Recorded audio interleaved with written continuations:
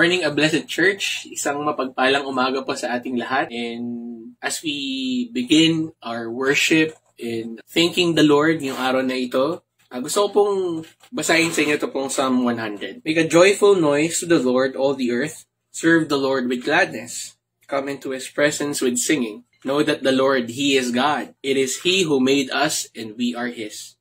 We are His people, and the sheep of His pasture. Enter His gates with thanksgiving, and His courts with praise. Give thanks to Him, bless His name. For the Lord is good.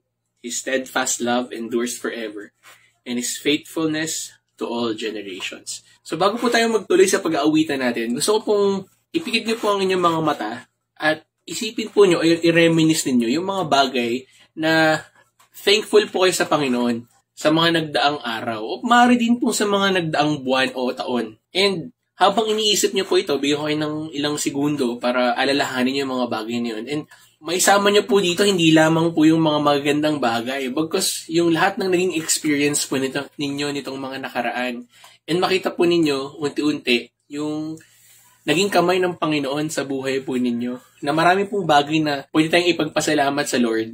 Kahit na nandun ka sa pagkakataon na nasa pandemic po tayo ngayon, ang daming balita na uncertain, mga bagay na magbibigay po sa atin ng worries or anxieties. There are a lot of things that the Lord has done and is continuously doing in our lives that we can be thankful for. And kung meron naman pong mga bagay that you are still hopeful for or you're praying for, let us trust the Lord on what He will do and what He is about to do in our lives. Regardless po kung ang sagot man ay no, or meron pang ibang bagay na mas nakalaan ng Panginoon para po dun sa pinapanalangin po natin. Tayo po yung manalangin at magpasalamat sa Panginoon.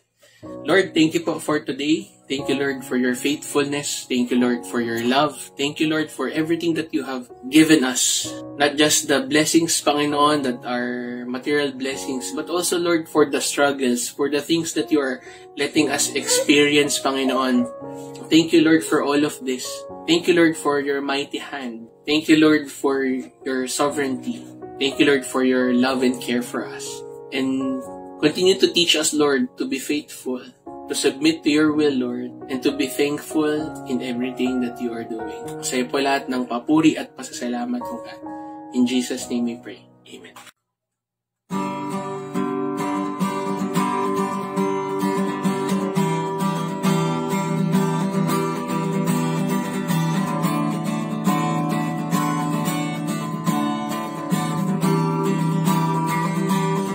Thanks to the Lord. Give thanks to the Lord, our God and King. His love endures forever. For He is good, He is above all things. His love endures forever. Sing praise. Sing praise. With a mighty hand. With a mighty hand. And outstretched arm, His love endures forever. For the life that's been reborn, His love endures forever. Sing praise, sing praise, sing praise, sing praise.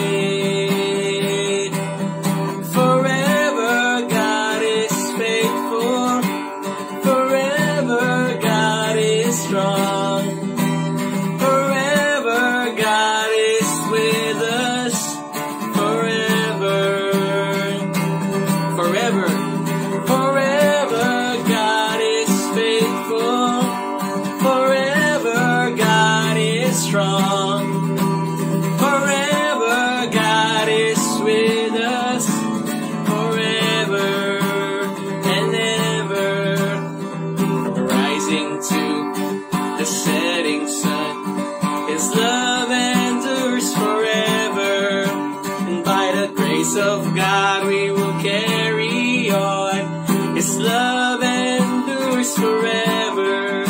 We'll sing praise, sing praise, sing praise, sing praise, Sing praise. Forever God is faithful. Forever God is strong. Forever God is with us. Forever and ever. Forever. Forever God is faithful. Forever God is strong. Forever God is with us. Forever and ever.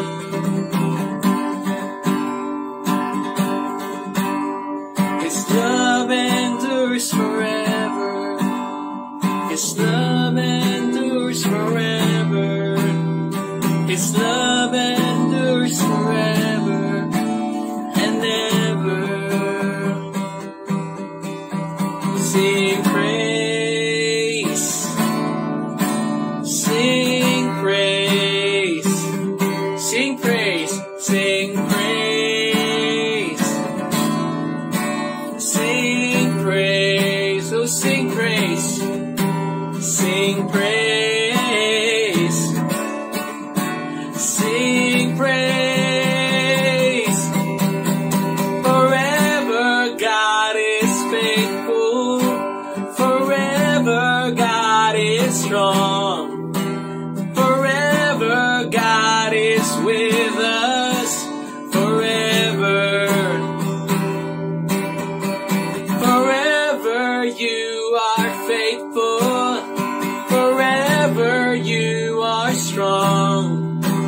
Forever you are with us. Forever and ever and ever and ever.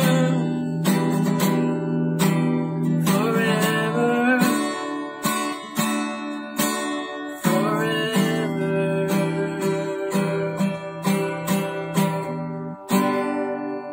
Isa po sa mga ipagpapasalamat natin sa Panginoon yung katotohanan po na kaya tayo able to sing praises, to worship the Lord, to pray, to have communion with God, to have fellowship with other believers is because of the truth that God's grace is upon us. Na dahil sa ginawa ng Diyos sa ating buhay, na yung grasya ng Panginoon, ang siyang nagligtas po sa atin.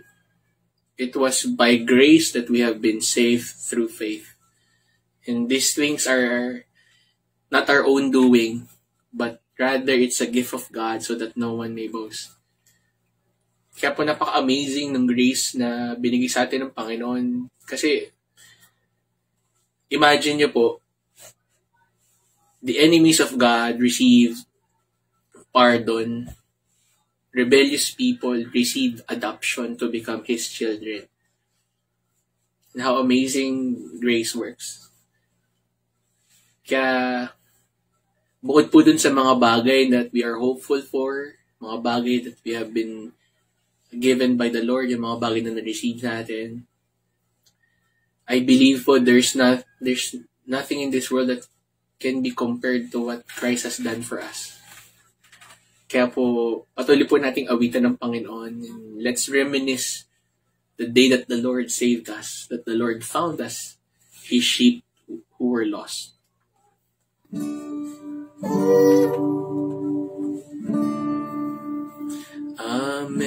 Amazing grace, how sweet the sound that saved a wretch like me.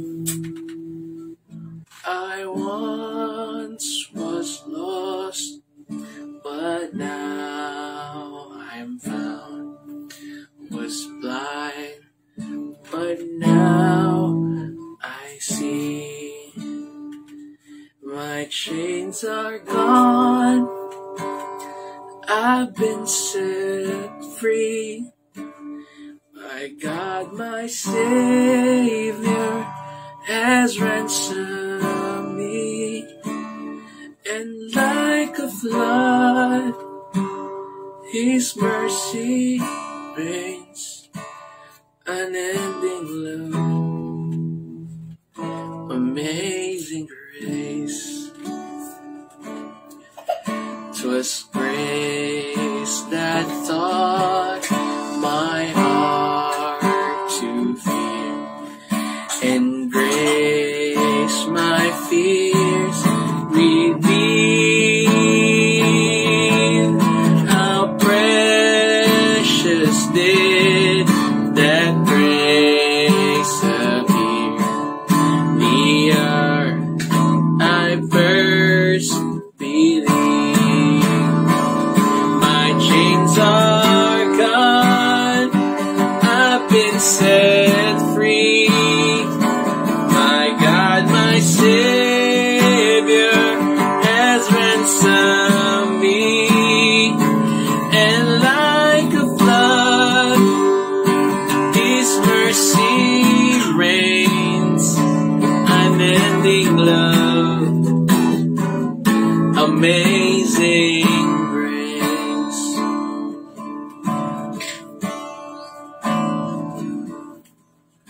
The Lord has promised good to me.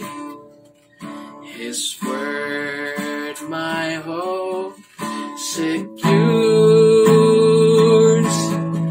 He will my shield and portion be, as long as life endures. My chains are gone, I've been set free. My God, my Savior has ransomed me. And like a flood, His mercy reigns, unending love, amazing grace. My chains are gone, I've been set free. My God, my Savior has ransomed me. And like a flood, His mercy reigns, unending love, amazing grace.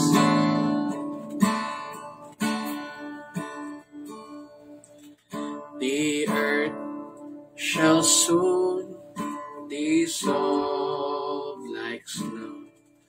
The sun forbear to shine, but God who called me here below will be forever mine,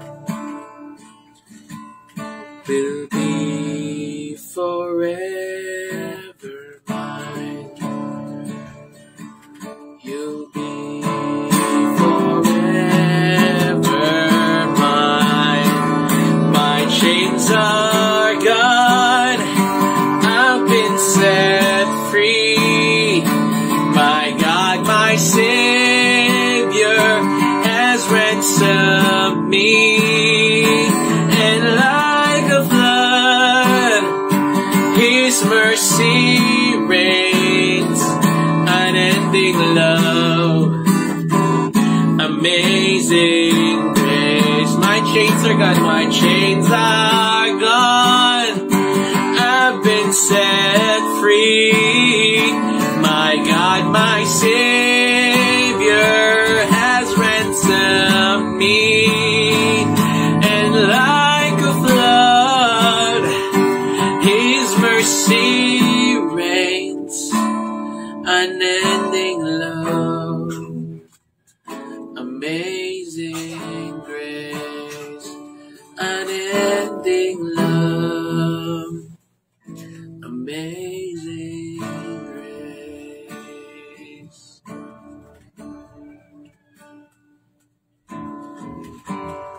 Your grace grace is amazing, Lord. Thank you, O God, for saving sinners like us. Thank you for the grace that we do not deserve, O Lord.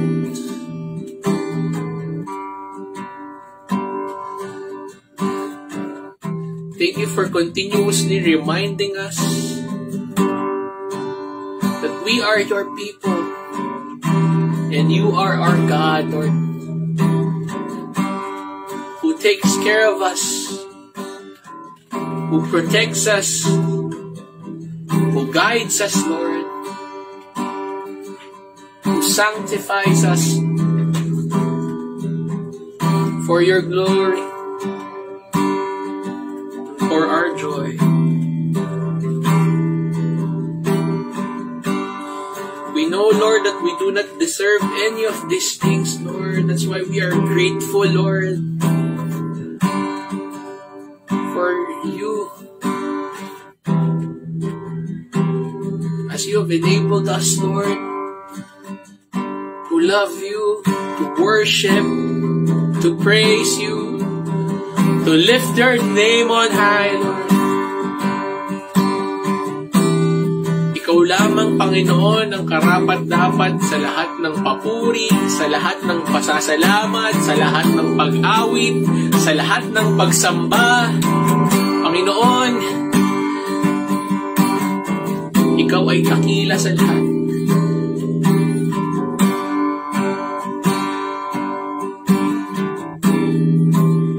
Salamat sa lahat, O God.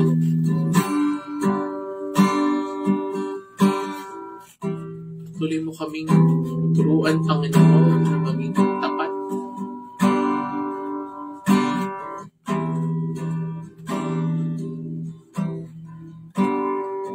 Manampalataya sa nais mo sa aming buhay, Panginoon.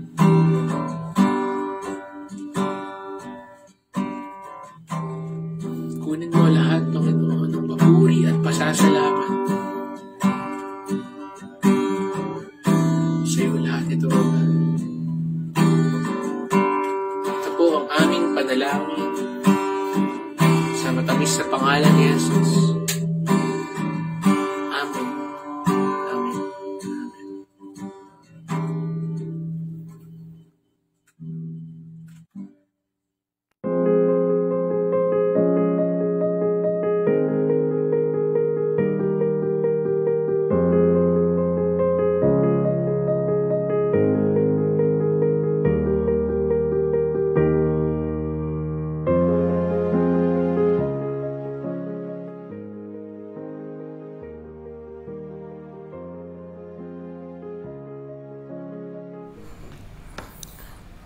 Magandang araw po, a blessed church.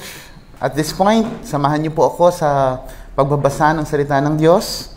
Unahin po natin yung main text for this sermon series. We see that in Proverbs chapter 6, verses 16 to 19. And then later on, meron tayong babasahin na featured passage for today. Yeah. Proverbs 6, 16 to 19. Babasahin ko po sa Magandang Balita, Biblia.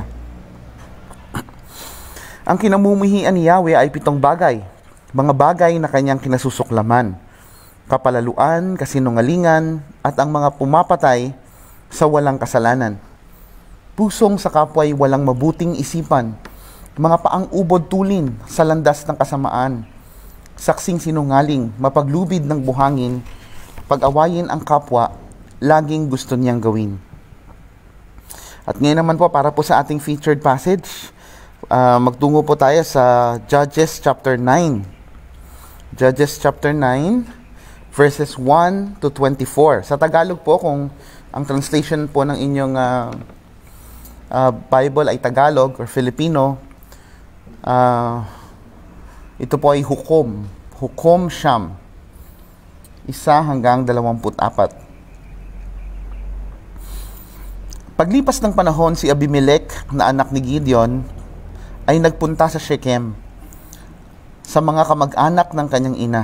Sinabi niya sa mga ito, Itanong ninyo sa lahat ng taga Shechem kung alin ang gusto nila. Pamunuan sila ng 70 anak ni Gideon o ng iisang tao. At huwag ninyong kalilimutang ako'y dugo ng inyong dugo at laman ng inyong laman. Ang mga taga Shechem ay kinausap nga ang mga kamag-anak ng ina ni Abimelech. Pinagkaisahan ng mga ito na siya na ang mamamahala sa kanila, sapagkat siya naman ay kamag-anak nila. Binigyan nila si Abimelech ng 70 pirasong pilak mula sa kabangyaman ng templo ni Baal Berit.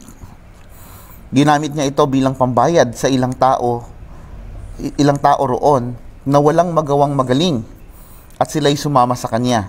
Nagpunta siya sa Ofra, sa bahay ng kanyang ama, at pinatay sa ibabaw ng isang malaking bato ang kanyang 70 kapatid sa ama niyang si Gideon. Lahat ay napatay niya liban kay Jotam na siyang pinakabata, sapagkat nakapagtago ito. Ang mga taga Shechem at Beth Milo ay sama-samang nagpunta sa may malaking puno sa Shechem at ginawa nilang hari si Abimelech. Nang mabalitaan ito ni Jotam, tumayo siya sa taluktok ng bundok ng Gerizim at sumigaw, "Mga taga Shechem, makinig kayo sa akin upang makinig sa inyo ang Diyos." Isang araw, nag-usap-usap ang mga punong kahoy upang pumili ng hari nila. Sinabi nila sa olibo, "Ikaw ang maghari sa amin." Sumagot ang olibo, "Hindi ko maiiwan ang paggawa ng langis na ginagamit sa pagpaparangal sa mga Diyos at sa mga tao para maghari lamang sa inyo." Sinabi nila sa igos, "Ikaw na ang maghari sa amin." Ngunit sumagot ang igos, "Hindi ko maaaring itigil ang pagbibigay ng masasarap kong bunga upang pagharian ko lamang kayo." Kaya't sinabi nila sa ubas, "Ikaw na ang maghari sa amin." Sumagot ang ubas, "Hindi ko maaaring itigil ang pagbibigay ng alak na pangpasaya sa mga Diyos at sa mga tao upang pagharian ko lamang kayo." Kaya sinabi nila sa halamang matinik, "Ikaw na nga ang maghari sa amin." Ang sagot naman ng halamang matinik, "Kung talagang gusto ninyo akong maging hari, sumilong kayo sa akin. Kung ayaw ninyong sumilong, magpapalabas ako ng apoy sa aking mga tinik upang sunugin ang mga sedar ng Lebanon." Ngayon, patuloy ni Jotam, "Sang-ayon ba sa inyong malinis na hangarin na ginawa ninyong hari si Abimelech? Iginalang ba ninyo ang alaala ni Gideon at nilalapastangan ninyo ang kanyang pamilya? Alalahanin ninyong kayo'y ipinaglaban ng aking ama. Itinaya niya ang kanyang buhay upang iligtas kayo sa mga Midyanita. Ngunit ngayo'y kinakalaban ninyo ang sambayanan ng aking ama. Pinatay ninyo ang 70 niyang anak sa ibabaw ng isang bato, at si Abimelech na anak niya sa kanyang aliping babae ang ginawa ninyong hari, sapagkat kamag-anak ninyo. Kung iyan ang inaakala ninyong dapat iganti sa kabutihan sa inyo ni Gideon at sa kanyang sambahayan, ipagpatuloy ninyo, magpakaligaya kayo pati si Abimelech. Ngunit kung hindi, sana'y sumiklab ang apoy mula kay Abimelech at tupukin ang mga lalaki ng Shechem at Beth Milo. Sumiklab sana ang apoy mula sa mga lalaki ng Shechem at Beth Milo at sunugin si Abimelech." Pagkasabi nito ay patakbong umalis si Jotam at nagtago sa Beer dahil sa takot sa kapatid niyang si Abimelech. 3 taong pinamunuan ni Abimelech ang Israel, ngunit nagpadala ang Diyos ng espiritu ng hidwaan sa mga taga Shechem at kay Abimelech. Dahil dito, naghimagsik ang mga kalalakihan ng Shechem laban kay Abimelech. Nangyari ito upang pagbayarin si Abimelech at ang mga nagsulsol sa kanya na patayin ang 70 anak ni Gideon.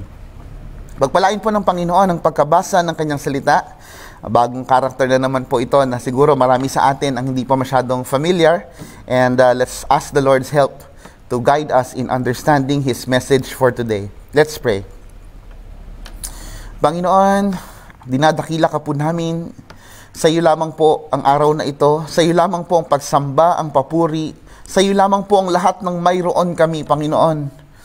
Ang aming panahon, ang aming lakas, ang aming talento ay ibinababa namin, Panginoon, sa iyong paanan bilang hain. Higit sa lahat ng aming puso. na handang magpasakop, Panginoon, ng aming puso, Lord God, na handang magpabago at magpalinis sa iyong salita.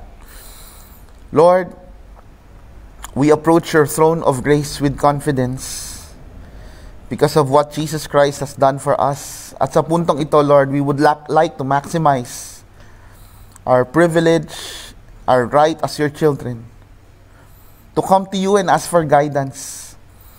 Ngayon, Lord, hindi lang po kami makikinig ng sermon, kundi sa aming pakikinig, Panginoon, kaakibat nito yung puso na handang magpagabay at nag-aabang ng iyong direksyon sa aming buhay. At kung ano po ang iyong direksyon, Panginoon, bigyan niyo po kami ng puso na handang sumunod at seryosohin ang iyong mga sinasabi, Panginoon. Kinikilala namin, Panginoon, na kami po ay makasalanan at kami po ay walang magagawa labas sa pag-ibig at habag ni Kristo sa aming buhay. Lord, guide us, even though we don't deserve it. May you love us continually and grant us peace, mercy, and grace. In the name of Jesus we pray, Lord. Amen. Amen. Yan. Magandang umaga, a blessed church. Isang umaga, meron pong lalaki, ang pangalan niya po Ralph. Nagising po siya ng madaling araw, 5 o'clock in the morning, dahil po sa isang malakas na ingay na naririnig niya mula sa kanyang bubong. Para pong merong pumupukpok ng kanyang bubong. Parang may nagre-repair ng alas 5 ng madaling araw. At dahil po naalimpungatan siya, agad-agad po siyang bumangon, suot pa ang kanyang pajama, at pumunta po sa may bakuran para mag-imbestiga. At ang nakita niya po, isang woodpecker. Isa pong ibon. Nakita niyo na po ba yung ibon na mahilig pong magtututuka? Patuloy nitong tinutuka yung antena ng kanyang TV. Yun pala ang dahilan kung bakit maingay sa kanyang bubungan. At dahil po nainis, nagalit itong si Ralph dahil nasira ang kanyang tulog, agad-agad po siyang kumuha ng isang bato at ipinukul po doon sa ibon na nag-iingay. Kaya lang, dahil hindi ganoon kaasintado at pupungas-pungas pa nga at medyo inaantok-antok pa siguro si Ralph, no? Yung kanyang batong ipinukol ay tumawid lang sa kabilang panig ng bubong. At sa hindi kalayuan, may narinig siyang malakas na tunog. Kasi po yung malaking bato na kanyang binato sa ibon, imbis na sa ibon tumama po sa kanyang pinaka-iingatang kotse na nakapark sa kabila. Sa sobrang galit niya, nung nakita niya yung damage ng kanyang kotse, bigla pong umakyat yung kanyang yung kanyang galit, na pasipa na lang po siya sa lupa. At doon niya lang po na-realize na wala pa pala siyang suot na tsinelas o sapatos, nakayapak po pala siya. So, kung isipin po, parang sunod-sunod na masasamang kaganapan, sa napakaagang paggising ang hinarap po ni Ralph.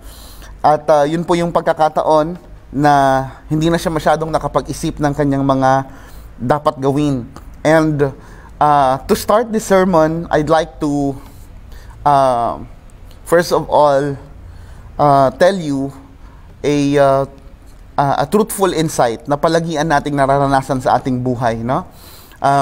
We have the devil as our enemy, and the devil wants us to be in the same situation as Ralph, where we commit sins without thinking of its consequences. So ang ating kaaway, hindi lang po tayo bastang gustong magkasala. Yung pagkakasala po natin, it is not the end point of the enemy.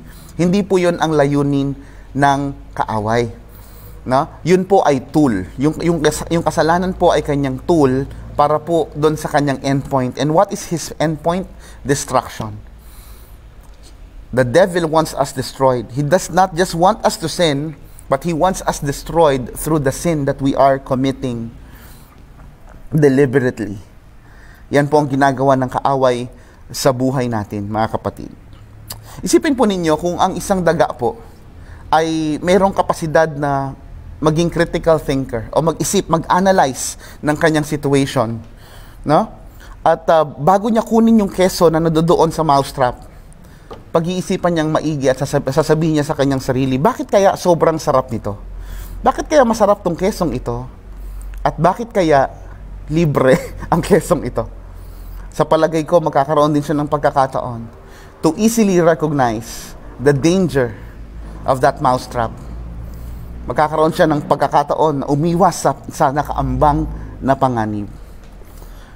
And so because of that, the devil does not want us to think. He does not want us to think of our actions. He does not want us to think of the consequences of our actions. And more importantly, he does not want us to think about what God would feel in the offenses that we make. So mga kapatid, magkaroon lang tayo ng kaunting recap. Natalakay na po natin yung 4 sa 7 nasa listahan ng mga kinamumuhian ng Diyos. Na? So, we talked about haughty eyes, ng kayabangan, or pride. We've also discussed the lying tongue. Number 3, hands that shed innocent blood.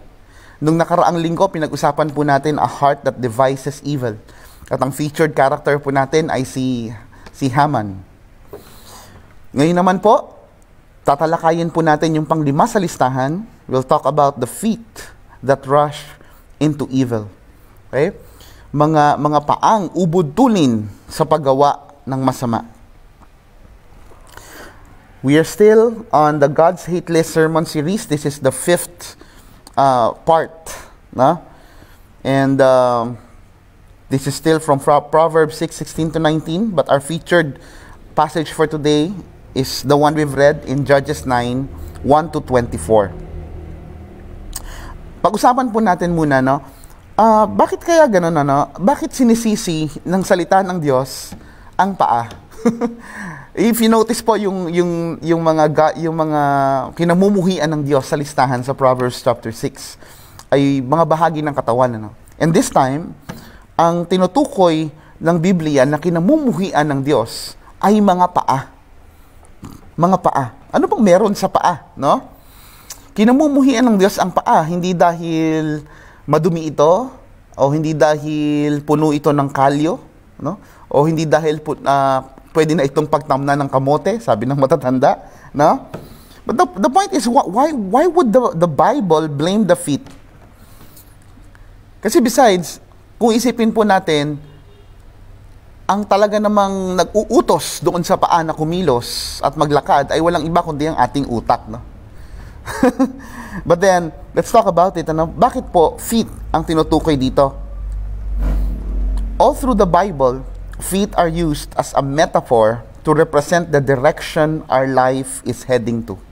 Kapag po ginagamit yung mga paa sa Biblia as a metaphor o bilang isang pagbibigay talinhaga sa isang konsepto, ang tinutukoy po ng paa ay walang iba kundi ang direksyon ng ating mga buhay. So, sa Proverbs chapter 4, 26 to 27, sabi po, give careful thought to the paths of your feet. No? Contrary to this, no, ang nakita po natin doon sa Proverbs 6, which is our main text, ang sinasabi sa atin, it talks about the feet that rush into evil, di ba? Paa na nagmamadali, no? Isabihin walang pagkakataon at walang segundong sinasayang kapag kasalanan ang pinatutungkulan, ano po? But then we have here in Proverbs chapter 4, 26 to 27, ang sabi, give careful thought. Give careful thought. Pag-isipan daw ang ano. Okay? Give careful thought to the paths of your feet. And be steadfast in all your ways. Do not turn to the right or the left. Keep your foot from evil. So kapag sinasabi po sa Bible, yung feet that rush into evil, ang tinutukoy po ng Panginoon dito ay yung direksyon ng ating buhay. No? yung mga paa na nagmamadali, ubod tulin sa paggawa ng kasalanan. Bakit sila ubod tulin? Kasi hindi po sila nag-iisip. Hindi nila nakikita yung kahalagahan ng pag-a-analyze. Hindi nila nakikita yung kahalagahan ng pagpupos bago gawin ng isang bagay. Why? Because they display no resistance whatsoever to sin. Kaya ito po yung mga tao na hindi na po nakikipaglaban sa kasalanan. May mga tao po na nakikipaglaban sa kasalanan, and all of us as Christians are in that struggle with sin, no? Pero meron pong mga tao, even those that claim to be Christians, who are no longer struggling. Ibig sabihin, wala nang labanan na nangyayari. Okay? And for that reason, mabilis ang kanilang paa sa paggawa ng masama. Why? Because they do not value careful thought anymore. They just want to do it. Gusto lang nila talagang magkasala. They find pleasure in disobeying the Lord. They find pleasure in gratifying the sins of the flesh. Kung nandito po tayo sa ganitong kalagayan, kailangan po talaga nating lumapit sa Panginoon, humingi ng or mag-express ng paumanhin sa Kanya, matinding paumanhin, and never deceive ourselves that these things are ignored by the Almighty. Hindi po. No? We find all over Scripture that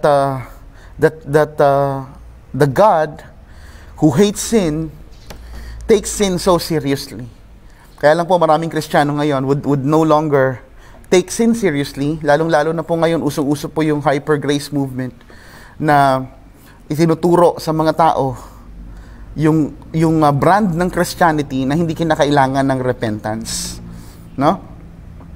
Now, those whose feet are quick to rush into evil, they display no resistance. They are no longer struggling. No? At kaya po sila nagmamadaling gumawa ng kasalanan dahil mahal nila ang kasalanan. Kaya hindi sila magpapatumpik-tumpik. Okay? They do not think about the consequences. They do not think about who will get offended by the sin. Okay? And I'm not just talking about anyone. No? I'm talking about the God who hates sin. Actually, sa Proverbs chapter 6, mabalikan lang po natin, yung salitang hate po dyan ay hindi yung karaniwang galit. Hindi po yan tampo na napakababaw. Ang tinutukoy po dyan ay deep hatred. Okay? God abhors sin. Sabihin, kapag nakikita niya ang kasalanan, merong nagdudulot sa kanya ng matinding pagkamuhi. Yan po ang ibig sabihin ng hate sa Proverbs chapter 6. And today's featured character, ang pag-uusapan po natin ngayon na Bible character, depicts such loving attitude towards sin. Okay? So merong loving attitude itong ating Bible character for today. So this tells us that love alone does not please God. Hindi natin pwedeng sabihin, well, for the love naman ito eh.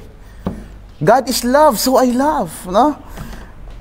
Hindi po mahalaga, hindi po yung loving attitude lamang ang tinitingnan ng Panginoon, kundi yung object ng love ang nagmamatter.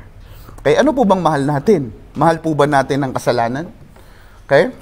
Mahal natin ang isang tao na ang isang relasyon na nakapaloob sa kasalanan? O mahal natin ang Diyos? So God is not pleased just because we love. It is about the object of love that matters. At ang pangalan po ng Bible character natin parang sa ngayon ay si Abimelech.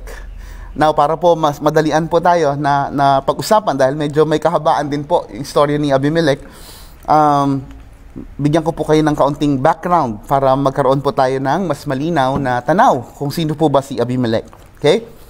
First, Abimelech was the son of Gideon by a concubine who lived with her father's family in Shechem. Okay? We see that in Judges chapter 8 up to chapter 9 verse 18. Okay? So si Abimelech po ay anak ni Gideon. Si Gideon po ay isang, naalala niyo po ba? Siya po isang judge. Pero yung judges po, yung biblical judges sa Old Testament ay hindi po katulad ng biblical judge na mayroon tayo sa ating modernong panahon na hukom legally, no? na nakikita natin sa isang hukuman. Bagamat iyon ay bahagi din ng kanilang trabaho, no? Ang major task po ng mga tinatawag na hukom sa Old Testament ay walang iba kundi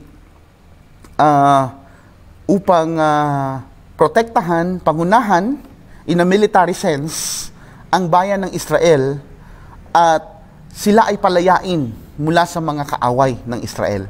So these are warriors. Ito po ay tinawag ng Panginoon para makipaglaban at pangunahan ang bayang Israel mula sa mga mananakop, mula sa mga nagtatangka na sila ay gawa ng masama, okay, o puksain. So, bago po magkaroon ng era of kings, we have the era of the judges. At si Gideon po ay isa sa mga tinawag ng Panginoon to become an appointed judge for Israel. Si Gideon nagkaroon po ng isang concubine, okay? Pag sinabing concubine, usually po makikita natin yung mga hari, ang dami-dami nilang dami-dami nilang asawa, no. So ito pong si Gideon ay nagkaroon po ng relasyon sa isang non-Jewish, no. Which alam natin hindi naman talaga tinotolerate ng Bible, But the Bible records this sin. At makikita rin po natin later on kung ano po ang binunga nito. It's destruction to the family of Gideon. Okay? So si Abimelech po ay isa sa mga anak ni Gideon. Alam niyo po kung ilan sila? Konti lang po sila, 70 lang. Okay? So, meron tayong idea, kung paanong ipinamuhay ni Gideon yung kanyang buhay, daming asawa. At ang pangalan po ni Abimelech ay nangangahulugan na, my father is a king. My father is a king. But in reality po, Gideon is not a king. Okay? Siya po ay judge. Yun po ay magkaiba. Although in the context of ruling a nation, so parang somehow magkatulad, Pero maliwanag po sa Biblia that Gideon is not called to be a king. And even Gideon recognizes that.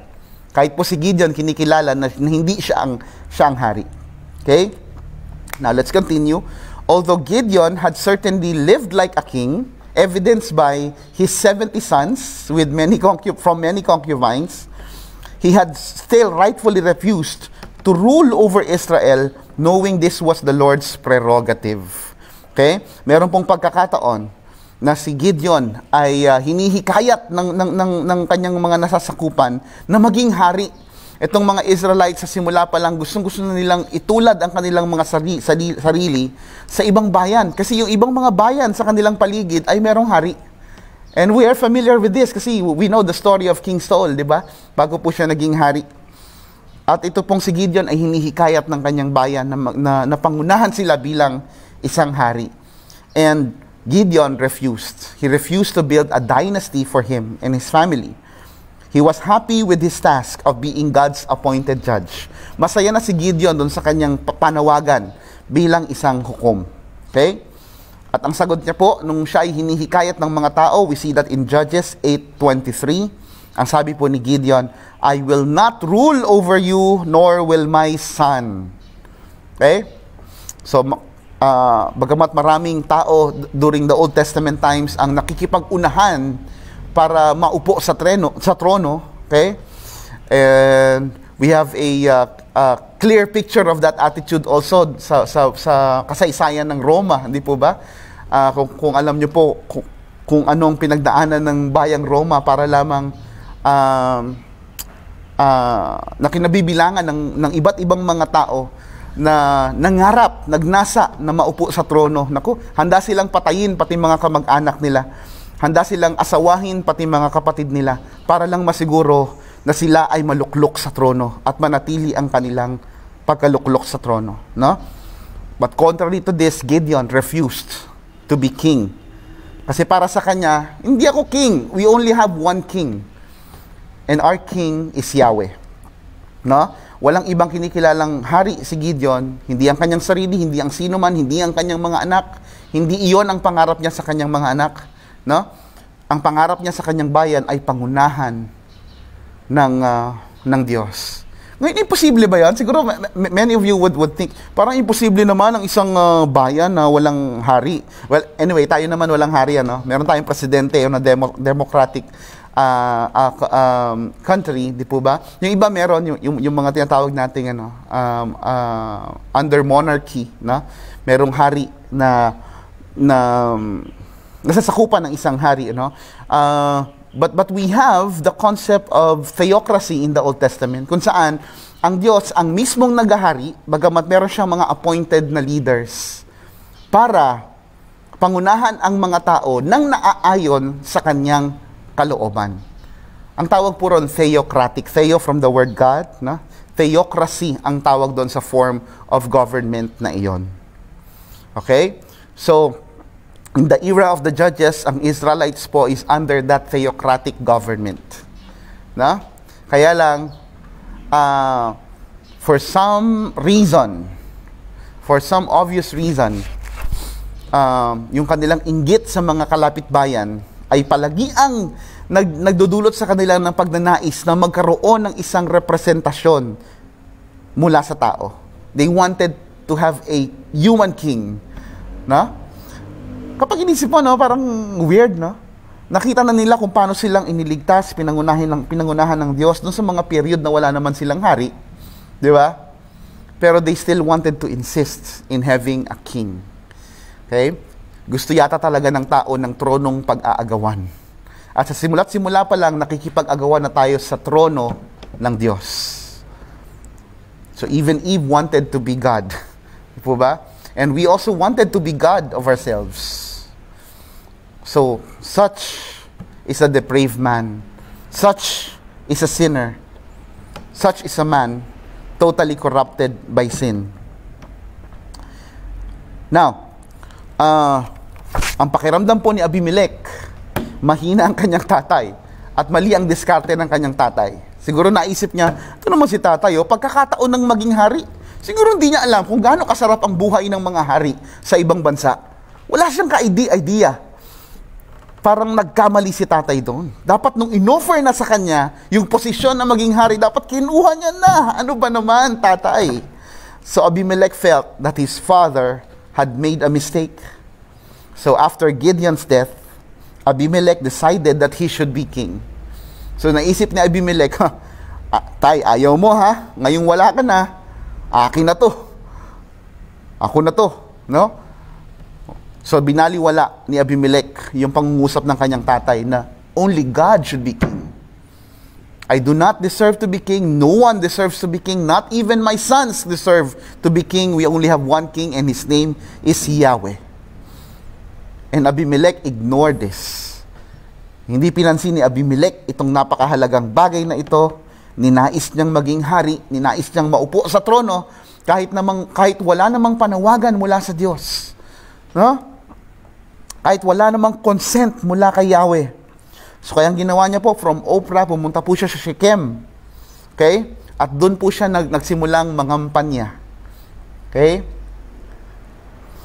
At sa kanya pong ginawa, he broke several of God's laws. Ang dami niya pong mga sinuway na kautusan. Sa Ten Commandments pa lang, halos pakyawin na po ni Abimelech ang kautusan.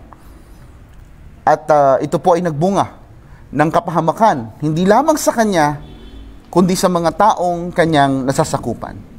Okay, first let's talk about that desired throne. Okay? A desired throne. We see this in verses 1 to 6. So, inisip po ni Abimelech na yung kanyang pagnanais na maging hari ay parehong pagnanais din na tinataglay ng kanyang mga kapatid. So he must have thought, bira, itong mga kapatid ko, maunahan pa ako. Wala na si Tatay Gideon, okay? At kung meron maghahari, gusto niya talaga ng hari, no? Kulit. Sabi na nga ni Gideon, si Yahweh ang maghahari. Pero naisip ni Gideon na yung kanyang naiisip din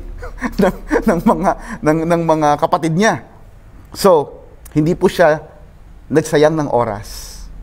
So, si Abimelech po ay isang napakahusay na oportunista. Kapag may pagkakataon sugod, he does not think. No? even at the expense of disobeying God, even at the expense of rebelling against God. Kapag may nakita siyang opportunity para i-gratify ang kanyang selfish ambition, yun ay kanyang gagawin. So he did not waste any time to secure his throne. Pumunta kaagad siya sa Shechem. Okay? Nung panahon po ni Abimelech, okay? By the way, ang mga Israelita po ay pamilyar po sa mga mamamayan ng Shechem. Kahit pa po, nung time ni Abraham, meron na pong mga Shechemites. Okay? And also, during the time of Abimelech, yung mga Hudyo at saka yung mga Canaanites, namumuhay po sila sa Shechem. Okay? At ito pong dahilan kung bakit nagtungo si Abimelech sa Shechem. Doon niya po sinimulan yung kanyang kampanya. Why? Kasi po, siya po ay anak ng isang Shechemite. Okay? Yung concubine ni Gideon, okay, yun po ang nanay ni Abimelech. Yun po ay taga Shechem.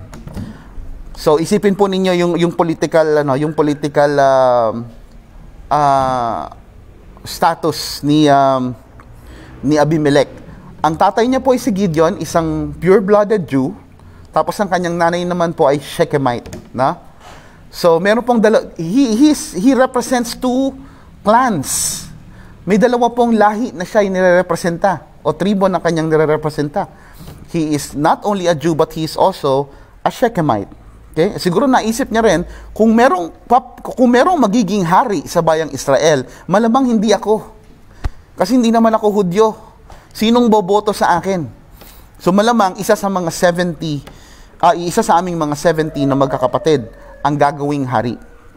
No, ang kulit eh. Sabi nga ni Gideon, wala na nga hari, pero gusto talaga ng hari. Hindi matanggal sa isip ni Abimelech ang pagnanasa sa isang trono. Okay? So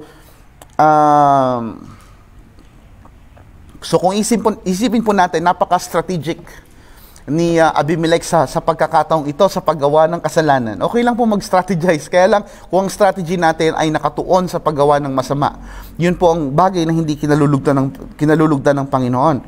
Okay? Pero pag tinignan po natin, kung botohan ang pag-uusapan, hindi lang mga Israelita, kundi mga Shechemites ang makukuha niyang boto because he represents both clans. Okay? At saka pag inisip po yung mga Shechemites, wala naman po silang utang na loob dun sa ibang mga kapatid ni Gideon. Kasi sila po yung mga Jewish. So, kanino po ang boto? So, sigurado na kay Abimelech ang support. Hindi po ba? Kasi si Abimelech po ay kamag-anak. Siya po ay kalahi. So Abimelech, as we can see here, knows how to take advantage of his heritage. Kaya niya pong gamitin yung kanyang lahi para matupad ang kanyang pangarap. Okay? So ang tanong ni Abimelech sa kanila, ang dami-dami namin, 70. So kayo ba gusto niyong mapangunahan ng 70 na hari? Okay? Gusto niyo ba 70 na leaders? 70 kings? Hindi ba mas maganda mga kalahi, mga Shechemites na katulad ko, na isa na lang ang maging king? At saka, huwag niyong kalilimutan, mga kababayan, na ako'y inyong kadugo. Ako'y inyong kalahi. So, yan po ang sales speech. Yan po ang campaign feature, campaign strategy ni Abimelech. Okay? And with that logic po, ano po nangyari? Abimelech enlisted the support of both his relatives and the men of the city. Okay? Sabihin, nakakuha po siya ng boto sa magkabilang panig. Okay? By the way, kailangan din po nating maunawaan that during the time of Gideon, unang-una po, si Gideon po is from the tribe of Manasseh. Okay? Nandaan po ninyo yan. At yung mga Shechemites naman po, it's the city of Ephraim. Both the Ephraimites at saka yung tribes of Manasseh or clan of Manasseh belong to the tribe of Joseph. Okay? Kaya lang po, during the time of Gideon, nagkaroon po sila ng hidwaan. So the book of Judges records a heated conflict between these two clans. We see that in Judges chapter 8.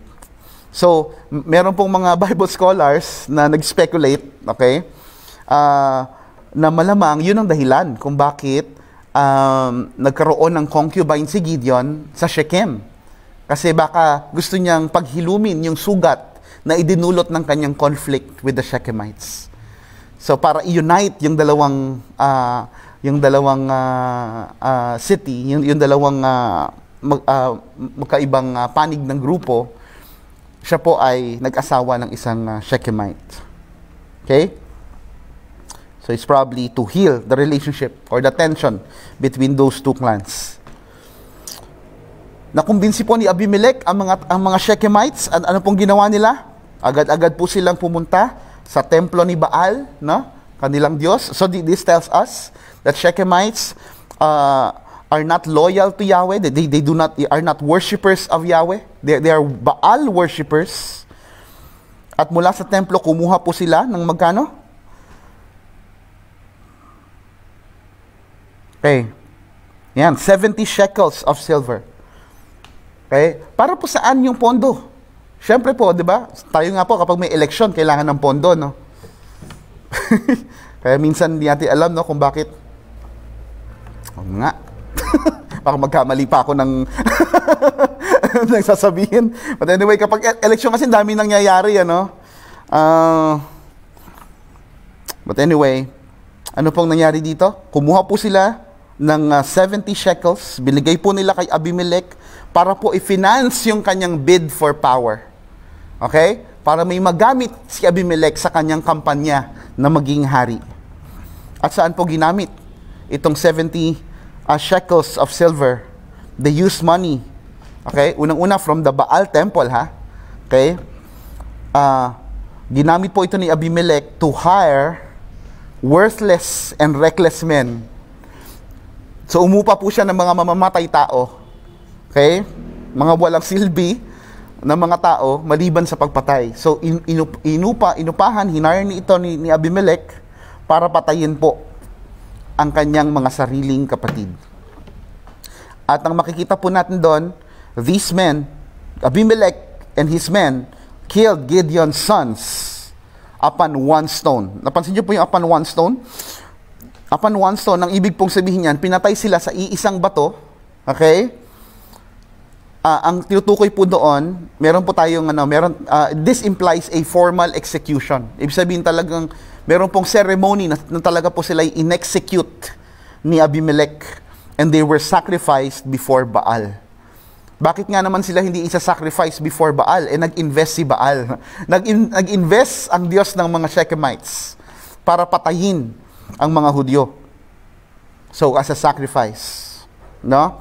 As a compensation to that past conflict with Gideon, pinapatay po nila itong mga anak ni Gideon through a formal execution. Pero meron pong nakatakas. Nakatakas po si Jotham.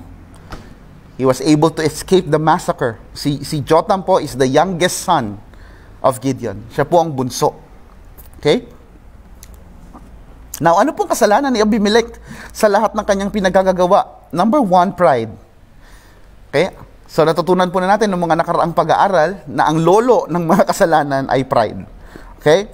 Yung pagmamahal sa sarili. Alam niyo po ba, Christianity does not advocate love for self. Okay? Hindi ko sinasabing magpabaya tayo sa ating mga sarili, ha? Okay? Of course, iingatan natin ito dahil we are good stewards of our body. Pero not at the expense of using the instruments, using our parts of our body as instruments for sin. Okay? Tandaan po natin yan, mga kapatid. And not to the expense of having selfish ambition, no? Kahit ang kapalit nito ay paggawa ng kasalanang hindi nakapagbibigay ng pasakit sa Diyos. Okay? So, yung ambition po, pagkakaroon ng ambition ay okay lang naman po. Lahat naman siguro tayo may ambition, ano? Meron tayong pangarap sa ating pamilya, pangarap sa ating mga mga sarili, hindi po ba? Gusto natin ng maraming bagay na mapasa atin, gusto nating i-secure yung future ng ating mga mahal sa buhay, hindi po ba? So hindi naman po yun masama, but not at the expense of thinking of doing something that God abhors. Okay?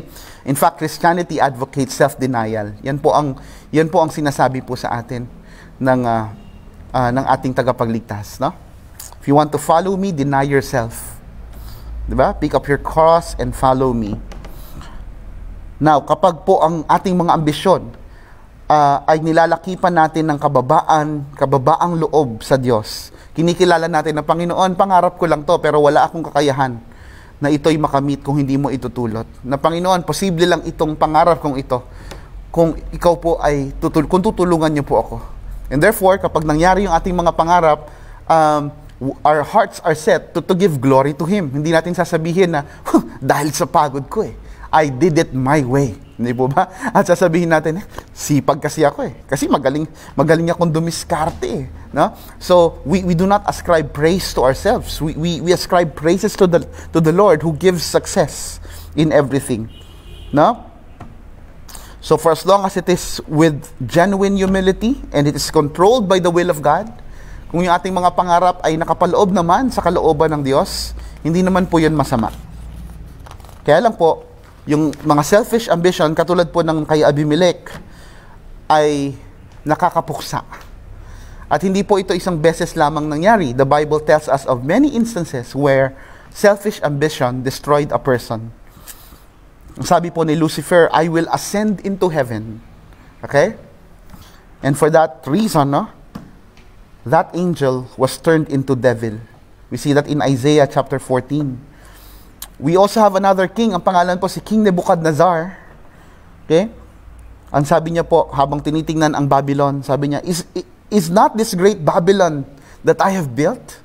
Hindi ba ito ang bayan na aking itinayo? Aking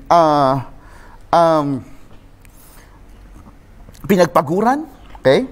So, Nebuchadnezzar ascribed praises to himself out of pride. And this king was turned into an animal. He was turned into a beast. Okay? We see that in Daniel chapter 4. If we exalt ourselves, God has many ways of bringing us down. Yan po ang wag nating kakalimutan. Kapag po tayo ay merong pagnanasa na itaas ang ating mga sarili, marami pong paraan ang Diyos para po tayo ay pabagsakin. Okay? And from the mouth of our Savior itself, sabi niya, from the mouth of our Savior Himself, ang sabi niya sa Matthew 23:12, whoever exalts himself will be humbled, and whoever humbles himself will be exalted. So napakahalaga po na ating ine-examine yung ating puso. As much as God's hate list pertains to those ungodly people na hindi naman iginagalang at hindi naman nananalig sa Diyos, no? We also have the capacity to fall into this list. At ano pa po ang kasalanan ni Abimelech for desiring that throne and scheming for that throne? Not only pride, we have idolatry. So, halatang-halata po, it's obvious that Abimelech was his own God. Hindi niya po ginodiyos si Yahweh. At wala rin siyang pakialam sa mga Baal. In reality, wala po siyang allegiance sa kahit sino mang Diyos, no? Maliban sa kanyang sarili. He thinks of himself as God. So he's not only afraid of the consequences of his rebellion, he is also not afraid of the one seated on the throne. Hindi po siya takot sa kayang gawin ng Diyos sa kanyang buhay. Okay? At yung pagtanggap niya po ng pera mula sa mga Baal worshippers para i-finance yung kanyang crusade na patayin ang mga kapatid niya, yun po ay maliwanag na kapahayagan ng kanyang denial o ng kanyang renunciation of the God of Israel. So he renounced the God of his father. He renounced the God of his nation. And he was on the side of Baal during this time, no? And not only pride and idolatry, we also have murder as part of the sin of Abimelech. Di po ba? Ano pong ginawa ni Abimelech at ng kanyang mga mercenaries? Pinatay nila ang 69. No? Actually, not 69 kasi nakatakas si Jotham. Di po ba? Pinapatay niya po ang kanyang mga half-brothers. Okay? Alam natin po, no, na kinamumuhian ng todo ng Diyos ang pagpatay, di po ba? Pero ano pa kaya kung ipapatay mo ay sarili mong kapatid? Hindi po ba? Gaano kasama iyon? So murder is bad enough. Pero kapag ang pinatay mo ay sarili mong kadugo, sarili mong kapatid, palagay ko that makes it a heinous or even more than a heinous crime. Di po ba? Mas malala yun, di po ba? So, hindi lang po si Abimelech ang guilty sa ganyang kasalanan. We have so many in the Bible who committed the same. Tawag po dyan, fratricide. Si Cain, na napag-aralan natin nung nakaraan, did the same thing. Even Absalom, si Jehoram, no? And it was not a very nice company. Ayaw nating mapabilang sa hanay ng mga taong ito. And what else? Dishonesty. Okay? Nung siya po ay inordain bilang hari, no? Malamang sa malamang nagkaroon po ng isang formal ceremony at siya po ay nanumpa. Kanino siya nanunumpa? No? When you are being ordained, ikaw ay nanunumpa sa isang mas mataas na trono. Okay? So kapag po tayo, napakaingat, gusto ko lang po maisingit, mga kapatid, kapag po tayo ay nanumpa sa harapan ng Diyos, this is especially true with the leaders in the church. Okay? Kung elder, worker, or a deacon, we have to be very careful in taking an oath. Kasi po, lahat ng ordination na ginagawa natin, even the wedding ceremony is basically done before the Lord. It is a covenant before the Lord. It is also taking an oath. Those events are sacred. Napaka-sacred po ng mga pagkakataon na yan. Balikan po natin kung meron po tayong mga nasumpaan sa Panginoon, especially if it's within a formal ceremony, no? Witnessed by so many people and done in the presence of the Lord.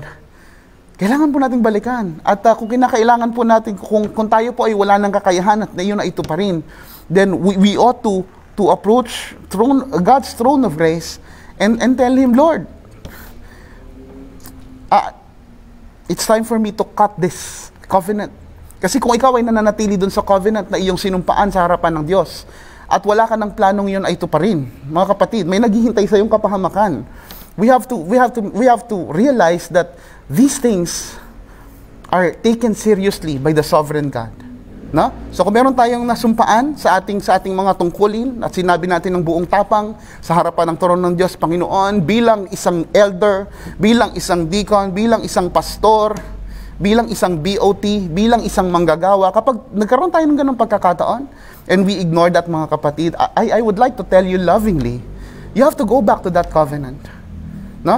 At kung sa palagi mo hindi mo na kayang ituloy-tuloy, then ask the Lord's permission and say, magmakaawa ka at sabihin sa Lord, I'm cutting this tie.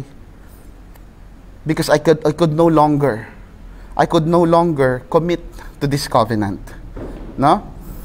Mas okay yun kaysa baliwalain natin yung ating isinagawa. Okay? Destruction awaits for those people who vows before the Lord and not willing to fulfill it. Kailangan po nating maintindihan yan, mga kapatid, ha? So, he took an oath of office in the name of the Lord, perhaps. No? Hindi man binanggit, no? But most likely, yung kanyang kingship is done through a formal ordination. Kung siya ay nanumpa sa harapan ni Yahweh, that is blasphemy. Bakit blasphemy po yun? Kasi alam naman ng Diyos kung ano ang laman ng kanyang puso. Alam naman ng Diyos na itong si Abimelech ay yung kanyang pagdanais na maging hari ay hindi motivated by the love for his people. Hindi niya gustong maglingkod sa tao. Hindi niya gustong bigyan ng lugod ang kanyang Diyos. Ang gusto niya lang maghari. Ang gusto niya lang maranasan ang buhay ng isang typical na hari katulad ng mga hari sa mga kalapit na bansa nila. Okay? So it is blasphemy. No matter what he promised at that coronation, Abimelech had his own agenda and intended to carry it out. So pwede niya lang bulahin yung mga tao sa paligid niya at sabihin, ako po ay magiging tapat na hari sa bayang ito. Okay? So help me God. No? Whatever he says, the Lord knows that his heart is full of evil scheming. Okay? It is full of sin. It is full of self. Okay? Now let's go to the second point. We're done discussing about that desired throne. Let's go to a disregarded threat. a disregarded threat. Meron pong binaliwala na babala itong si Abimelech. So again, balikan po natin si Jotham, na bunsong anak ni Gideon, ang siyang bukod tanging nakatakas mula doon sa massacre. That's what we see in verse 5. Okay? At nung mabalitaan niya na na-set up na yung coronation ng kanyang half-brother, nagtungo po siya doon, tumungtong siya sa pinakamataas na bahagi na pwede niyang tindigan safely, okay? Habang siya pa rin ay naririnig ng mga tao na naroroon to witness the coronation of his half-brother. So ang ginawa po ni Jotham, he interrupted the coronation. At sa paanong paraan niya po, pinigil ang ordination po ni Abimelech as king. Siya po ay nagkwento. Okay? He proclaimed a parable. So this tells us, mga kapatid, mali yung isip natin na ang nagpauso ng parable ay yung mga gospel authors lang, no? Na ang mga parable, yung kay Jesus lang yan, sa Matthew, Mark, Luke, John. Hindi po. Ang parable po ay makikita kahit sa mga Old Testament. Ito po yung paraan ng pagkukwento, matalinhagang pagkukwento, para po ipunto ang isang napakahalagang katotohanan. And that's what Jotham did during the coronation. He interrupted the coronation and spoke. Okay? Saan po ginawa yung ordination? By the way, it was in Mount Gerizim. Okay? Ito po ay katapat ng Shechem. Bakit po sa Mount Gerizim? Kasi po sa Mount Gerizim, doon po pinopronounce ang blessing. Mount Gerizim is where the blessings ought to be read as commanded by God.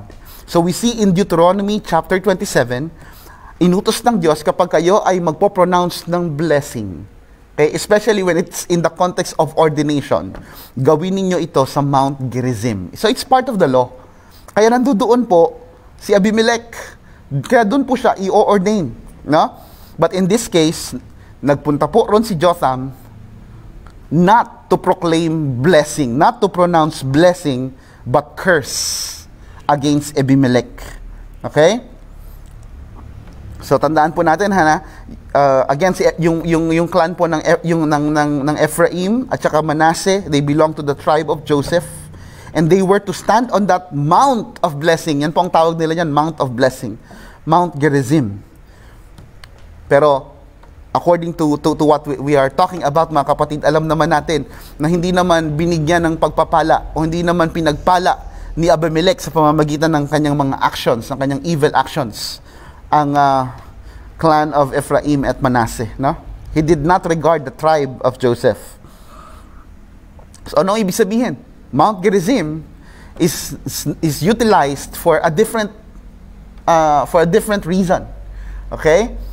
So gusto niya lang, in formality, gusto niya lang ipakita na ino-honor niya ang kautusan, but in reality hindi niya naman talaga in-honor ang kautusan, kasi in the first place he did evil in the sight of God by killing his own brothers. So ano pong ginawa ni Jotham? He bravely proclaimed the first parable recorded in Scripture. Ito po ang kauna-unahang parable na mababasa natin sa salita ng Diyos, sa kasulatan. Okay? So ano po yung parable? Let's talk about that parable. Jotham pictured the trees looking for a king. So sa parable po ni Jotham, yung mga puno ay naghahanap ng hari. Okay? Sila po ay nag-meeting, sila po ay nag-gather, at ang ginawa po ng mga punong ito, they approach, first of all, the olive tree. Okay? At alam po natin yung olive tree po, nagko-produce po siya ng olive oil, di po ba? Okay? Yung mga mahilig magpasta, di po ba? Nilalagyan ng olives minsan yung pasta. At ang sabi nila doon sa puno ng olibo, ikaw na lang maghari sa amin, pangunahan mo kami. At yung olive tree, no? Thinking about his primary task of producing oil, ang sabi niya, naku, wala akong time dyan. Hindi ko naman isasacrifice itong pagkakatas ko ng langis para lang pangunahan kayo, para lang maging hari. No, not for me. Not interested. Okay? At kung sila ay na-deny, itong mga punong ito na naghahanap ng hari, pumunta naman sa puno ng igos. They approach the fig tree na namumunga ng matatamis na bunga. At ang sabi ng fig tree, naku po, wala akong time dyan. Kung si Olivo ay nagpo-produce ng langis, ako naman nagpo-produce ng bunga. Hindi ko kayang isuko ito kasi ito ang aking dapat gawin, ito ang aking tungkulin. Maghanap na lang kayo ng iba. Not interested. Okay? Second, denial. At yung pangatlong puno ay ubasan. No? Nagtungo sila dito sa puno ng mga ubas. Okay? At alam natin yung mga ubas ginagawa itong alak. Di po ba? Which is basically a primary drink na isineserve lalo't lalo kapag may party at merong mga mahahalagang pagtitipon. Kapag merong annual feast. Kapag may bisita, laging merong wine. No? Now, ang sabi po ng vine, naku, wag nyo nga akong istorbohin dahil hindi ko pagtutuunan ng pansin niyang paghahari sa inyo o pangunguna sa inyo kapalit ng pagkakatas ng aking bunga para gawing alak. So, naintindihan po natin? So, they had been denied 3 times by 3 different trees. No? All of these trees refused to accept the honor of being their king. Okay? So, ang punto ng mga puno na hindi takaw sa trono, hindi ako para dyan eh. Ginawa ako ng Diyos para sa ibang tungkulin. Meron akong sariling panawagan. It doesn't matter to me if the throne is being offered. No? It doesn't matter to me the position or the prestige brought by that position. Ang nagmamatter sa akin ay kung para saan ba ako tinawag. Ano ba ang aking pagkakatawag? Okay? At hindi nila handang isakripisyo yung kanilang major calling, yung kanilang pangunahing panawagan, kapalit ng pagiging hari. Okay? At ang natitira na lang po na option na pwedeng lapitan ng mga puno ay yung bramble tree. Pag sinabi pong bramble sa Tagalog, yan yung dawag. Matinik na puno, matinik na halaman. Okay? Ito pong dawag, alam niyo po kung anong silbi nito? Hindi siya nagpo-produce ng langis. Hindi siya nagpo-produce ng wine. Okay? Hindi rin siya nagbubunga ng matatamis na bunga. Unang-una, kinaiinisan siya ng mga tao dahil dahil ito po ay matinik, so nakakasugat. So, ang ginagawa lang po para sila ay maglaho sa paligid, sila po ay ginagawang mga panggatong. So, yun ang silbi ng bramble tree. Okay? So, nilapitan sila, no? So, alam natin na ang tinutukoy po dito, ang sinisimbolo po nitong dawag ay walang iba kundi si Abimelech na bagong hari. Okay? So, isipin po natin, joke time po ito eh. Sabihin, nakakatawa po talaga yung banat nitong bramble tree, na parang ang tingin niya sa sarili niya, sobrang importante niya. Pero hindi naman. Kung ikukumpara doon sa ibang mga trees na nilapitan ng grupo ng mga puno. Hindi po ba? Pero ang tingin ng bramble tree o ng dawag sa kanyang sarili, napaka-importante. Okay? So, it is basically a laughable position. No? Nakakatawa talaga po yun. Kasi yung panggatong, gustong maging hari. Di po ba? So, this is, I can imagine, this is sarcastically proclaimed by Jotham at that point. So, kapag po, siguro po nababalitaan niya sa ibang bansa, Australia, sa ibang bahagi po ng Amerika, nagkakaroon sila ng mga bushfires, na? Alam niyo po kung bakit ganoon? Yun po ay dahil doon sa mga dawag, yung mga bramble tree. So, ibig sabihin, wala pong dulot itong dawag na ito. Mas marami siyang trouble na idinudulot kaysa pakinabang. So, kaya nakakatawa na isipin nitong bramble tree na siya ay napaka-importante. Okay?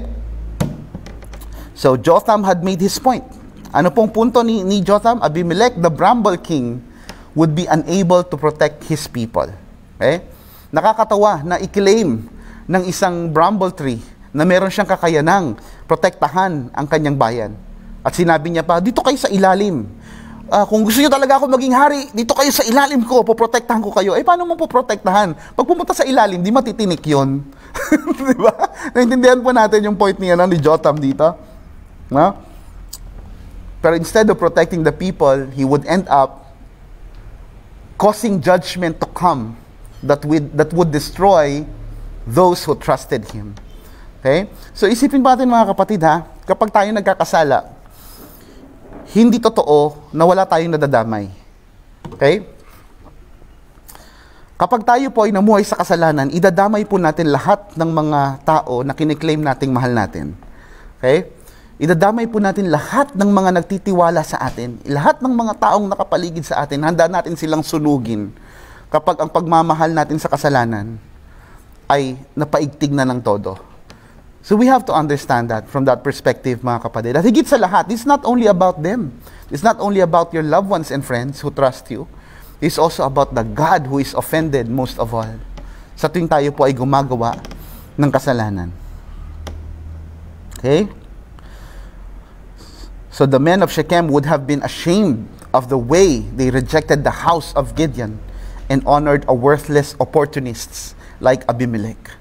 So itinatak po ni Jotham ang sumpa na ikaw, Abimelech, at ang mga taong sumuporta sa iyo ay mapapahamak. Lahat kayo sama-samang masusunog. Sama kayong magiging panggatong. Ito pong binitawang salita. And this was proclaimed prophetically. Although Jotham is not a prophet like the others, di po ba? Like Elijah, like David, like Moses, and many others, no? There's no doubt na yung kanyang binibitawan dito is basically coming from the mouth of the Lord. He was proclaiming these things, this parable prophetically. Kasi malalaman natin sa mga susunod na tagpo na ito pong sumpa ni Jotham ay nagkaroon ng kaganapan. Okay? So when these people chose Abimelech as their king, okay, the men of Shechem did not get useful olive oil. Hindi sila nagkaroon ng langis. Hindi sila nagkaroon ng tasty figs or mga cherry wine. Okay? Ang nakuha po nila, tinik. So, tuwang-tuwa sila, nagdiriwang sila, mabuhay ang hari! No? Pero sa totoo lang, ang meron sila ay tinik. At ito po, ang silbi ng tinik na ito ay maging panggatong sa apoy. Isaiah 59 verse 7, this is also a threat that we should never ignore. Ang sabi po ni Prophet Isaiah, their feet run to do evil, and they rush to commit murder. They think only about sinning. Misery and destruction always follow them. Okay?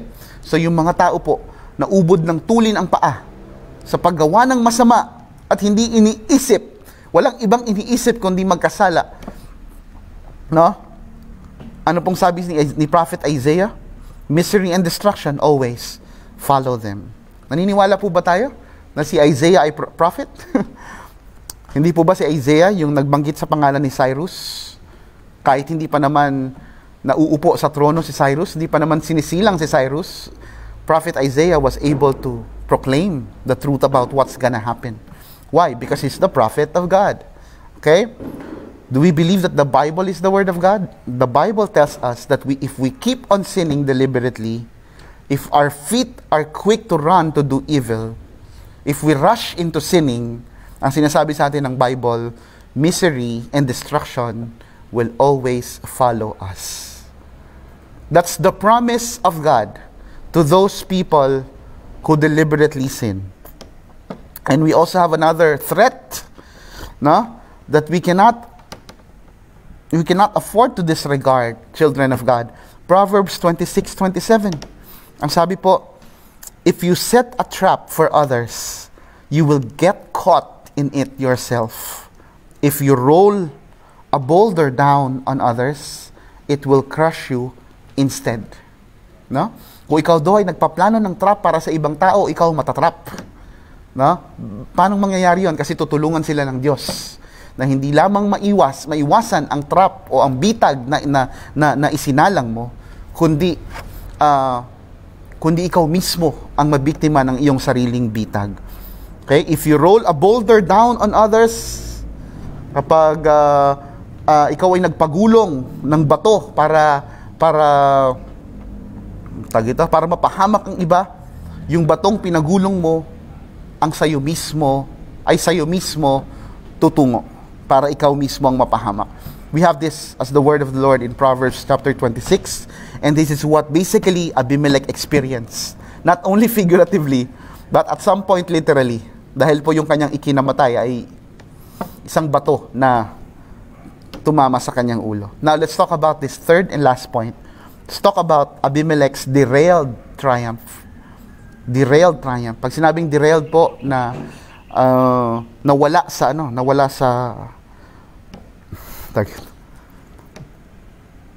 may derailed sa Tagalog. Naudlot, yan. Okay? Naudlot na pananagumpay. Okay? Now, so ano pong ginagawa? Ano po talagang ginawa ni Abimelech? Actually po, hindi niya lang naman basta, hindi ito kasing simple ng kagustuhan na maging hari. Okay? Dahil po dun sa mga naunang talata, ipinahayag na po na ang tanging hari, ang gustong set up ng Diyos, ay siya mismong maghari. So, God wants a theocratic government for His chosen nation. No? So, ibig sabihin, by this position, the Lord does not want a king. But then, ano pong ginawa nitong Abimelech na ito? He tried to rebel. He tried to rebel against God's will. No? Pinilit niya ang kanyang sarili na maging hari. So at some point, anong ginawa talaga niya? Inagaw niya ang trono. Nagkaroon siya ng pagnanais at nagkaroon siya ng pagsasagawa na agawin ang trono mula sa Diyos. Okay? Tapang, no?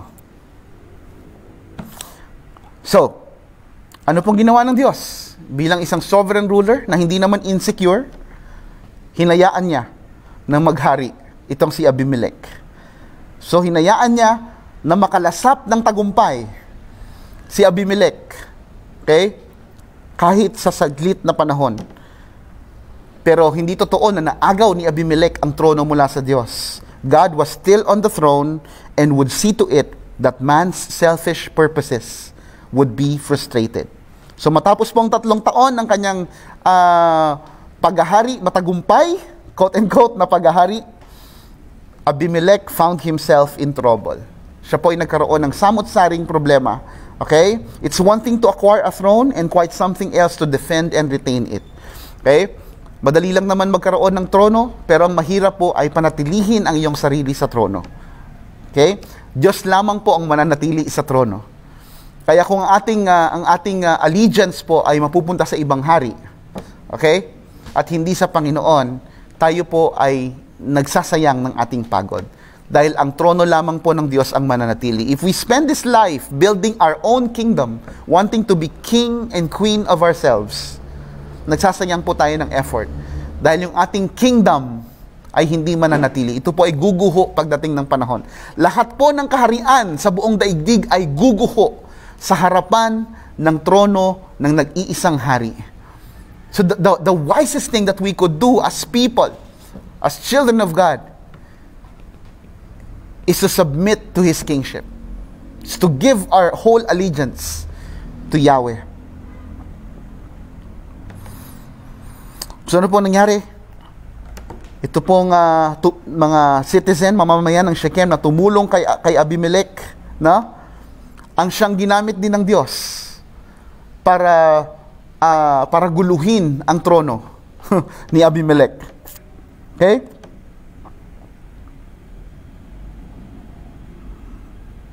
Tapos meron pong isang intruder, isang bandido, ang pangalan ay Gaal. So ang ginawa po ni Gaal, nakumbinsi niya po yung mga Shechemites na ilipat sa kanya ang loyalty. Okay? So he became successful on that.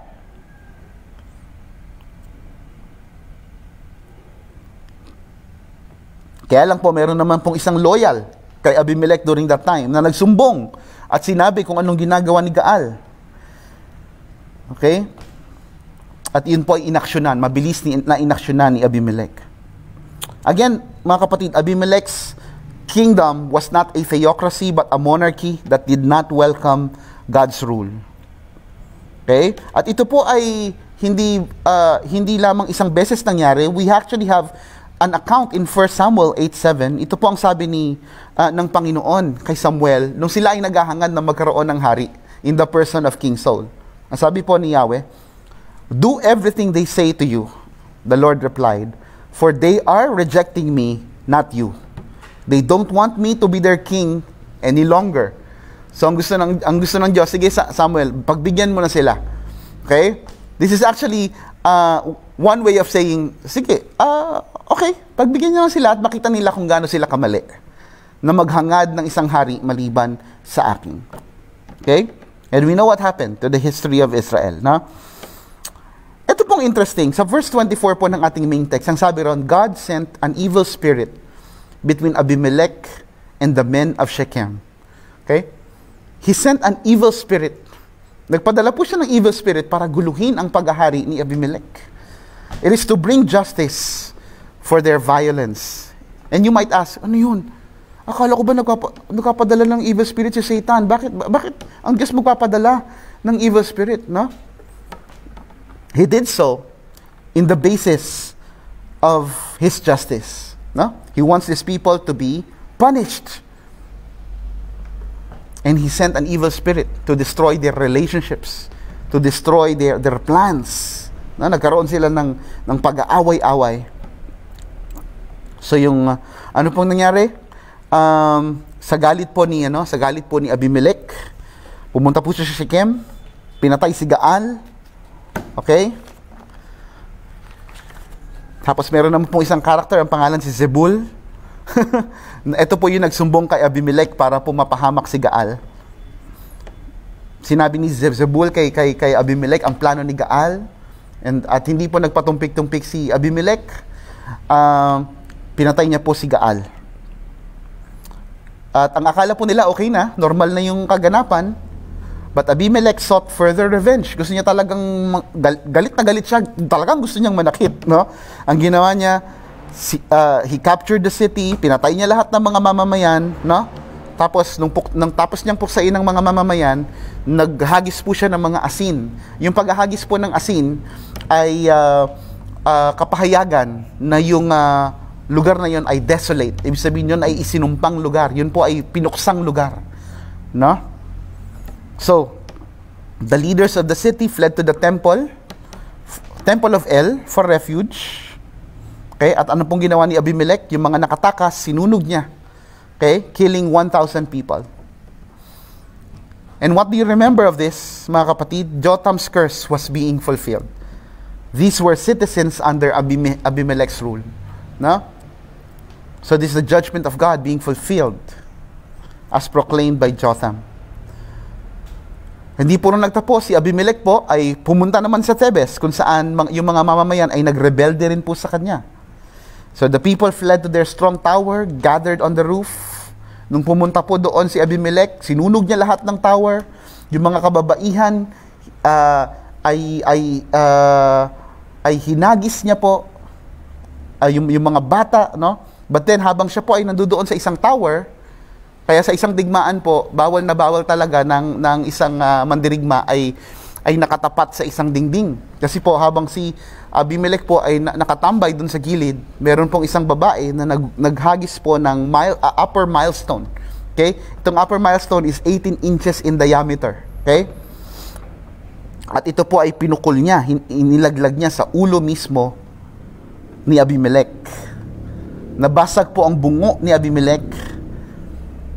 At nabasag ang bungo niya, pero nung meron pa siyang buhay, sa taas ng pride ni Abimelech, pinatawag niya yung kanyang armor bearer. Yung may hawak ng kanyang mga kasangkapang pandigma ay pinatawag niya. At ang sabi niya, patayin mo na lang ako.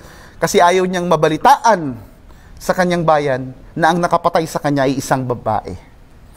Okay? So, ganon kababa ang tingin niya sa babae. Okay? Kaya mas ginusto niyang mamatay sa kanyang sariling armor bearer. Okay? Ang hindi alam ni Abimelech, alam nating lahat ngayon, na ang nakapatay sa kanya ay babae.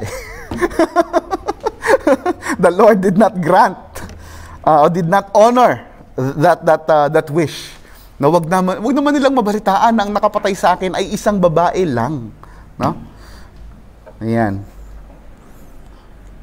Pero po yung binatong bato ng babae, it was not the cause of luck. Ito po hindi dahil swerte lang at saktong tumama, no?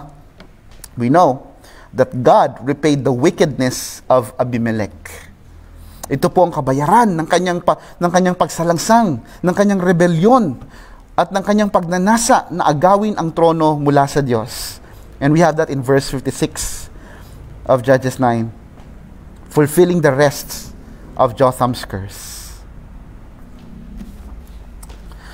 Mga kapatid, in this life, we can either rest safely on God's side or proudly go against it. There's no middle ground. Wala pong neutral. Okay? Either tayo po ay nasa tabi ng Diyos, kabilang sa kawan ng Diyos, lumalaban na kasama niya, o pwede rin po nating piliin na nasa kabilang side na kumakalaban sa Diyos. We can also choose to have a beautiful pair of feet that's devoted to God and His gospel. Yun po ang sinasabi ni Apostle Paul, di po ba? How beautiful are the feet of those who bring good news. We can have that feet. We can choose to have that feet. Or we can also choose to have a pair of feet that rushes into doing things that God abhors. We can either love what God loves or love what He hates. We can either focus on our own personal gain, hurting many in the process, or prioritize God's work and strengthen many in the faith. We can either serve ourselves or serve God. Ang tinuturo po sa atin ng istorya po ni Abimelech ay isang napakahalagang bagay. It teaches us that opposing God is never a wise choice. Ang tumaliwas po sa kalooban ng Panginoon, ang pinakadelikadong bagay na magaganap sa buhay ng isang tao. Why? Because nobody can win against the sovereign God. Sa mga pagkakataong ito, mga kapatid, tayo po ay ginagabayan ng Diyos at sinasabi sa atin that we are not spared into desiring evil. And for that reason, the Lord wants to protect us and guide us. My prayer is that we will hear Him today and we will commit ourselves, we will commit our allegiance to Him alone. Not to ourselves as gods, hindi natin gagawing mga Diyos ang ating mga sarili, no? Kundi maglilingkod tayo at susundin natin ang Hari.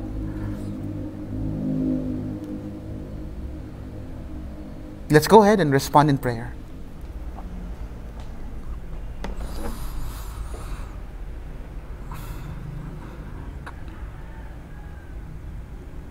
Panginoon, salamat po sa iyong salita. Salamat po, Panginoon, sa inyong pagnanais na kami po ay kausapin. This has been a wonderful meeting with you, Lord. Thank you, Lord, for not withholding this truth from us. Salamat, Panginoon, hindi niyo po ipinagkakait ang inyong tinig sa amin. Ang inyong tinig ang pinakakailangan namin, O Diyos. At alam po namin, Panginoon, na kung hindi niyo po kami gagabayan at hindi niyo po kami tutulungan, kami po ay patuloy na gagawa ng mga bagay na kinamumuhian mo.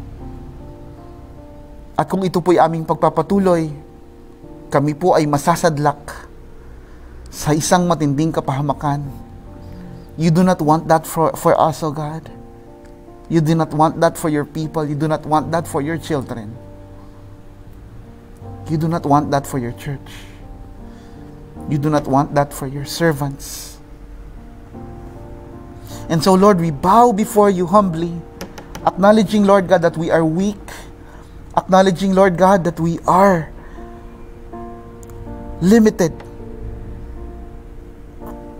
and we needed help. Kailangan po namin ng tulong mo, Panginoon.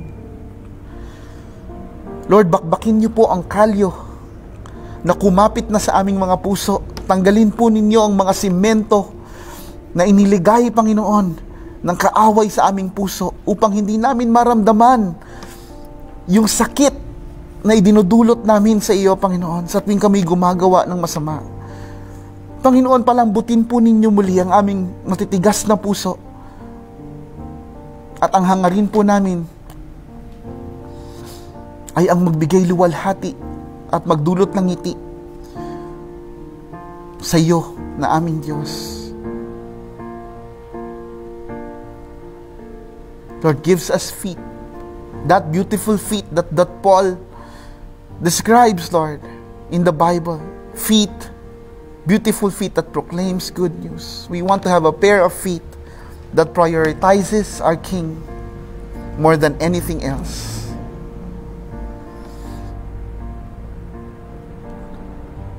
Thank you, Lord God, for your word today. Thank you for your mercy. Thank you for your grace, oh God. And most importantly, Lord, thank you for Jesus Christ,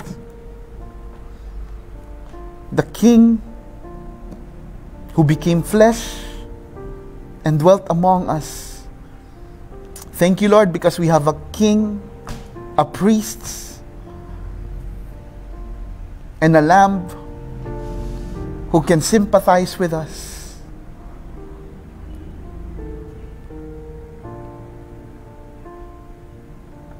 Thank you, Lord, because you understand our struggles.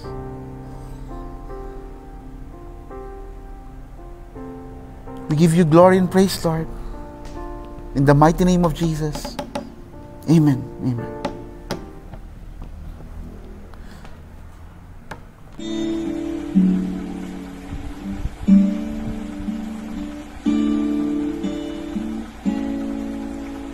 Awitin ko man lahat ng awit sa mundo, di kayang ilarawan ang kadakilaan mo.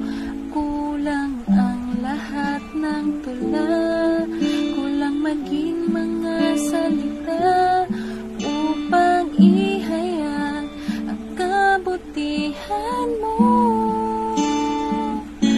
Wala kang katulad, wala nang hihigit sa'yo. Wala kang katulad, wala nang papantay sa'yo. Ikaw ang Diyos noon pa man, maging ngayon at kailanman. Sa habang panahon, wala kang katulad.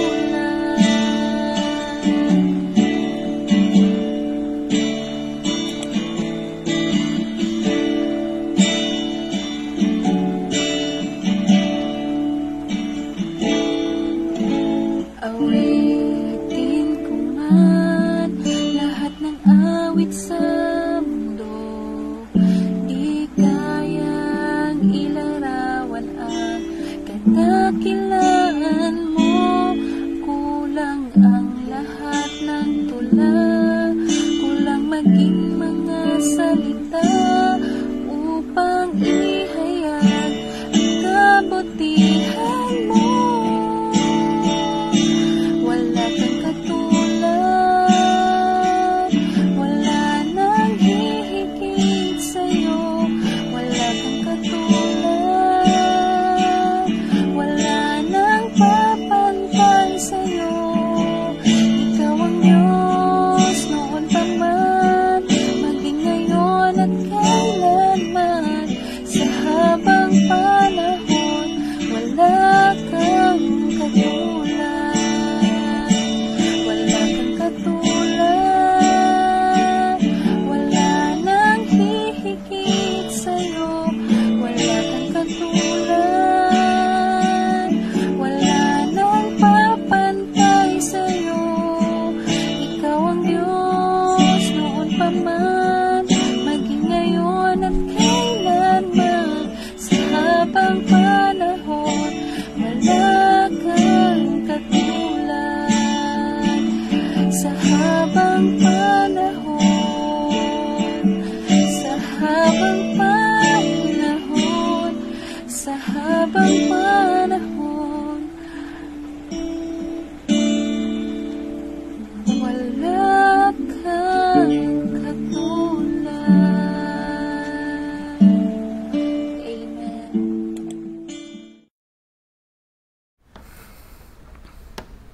A Blessed Church, itaas po natin ang ating mga kamay bilang simbolo ng pagtanggap ng mga pagpapalang nagmumula lamang po sa ating Panginoon. Sa Kanya na makapag-iingat sa inyo upang hindi kayo magkasala at makapaghaharap sa inyo ng walang kapintasan at may malaking kagalakan sa kanyang kalwalhatian, sa iisang Diyos na ating tagapagligtas, sa pamamagitan ni Hesukristo na Panginoon natin. Sa Kanya ang kalwalhatian, kadakilaan, kapamahalaan at kapangyarihan mula pa noong una, ngayon at magpakailanman. Amen. Purihin po ang Panginoon at manatili po tayo sa ilang mahalagang announcements.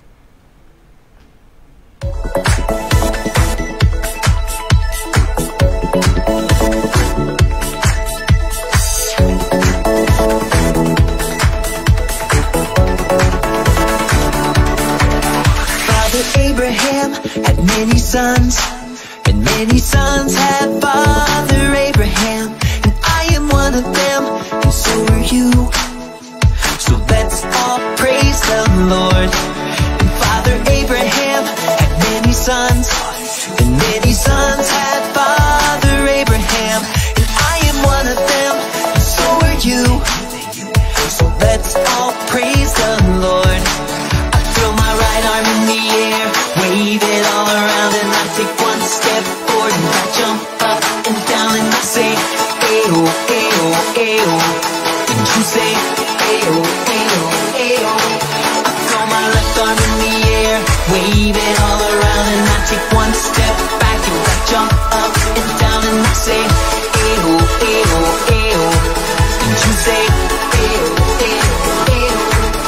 Father Abraham had many sons, and many sons had Father Abraham, and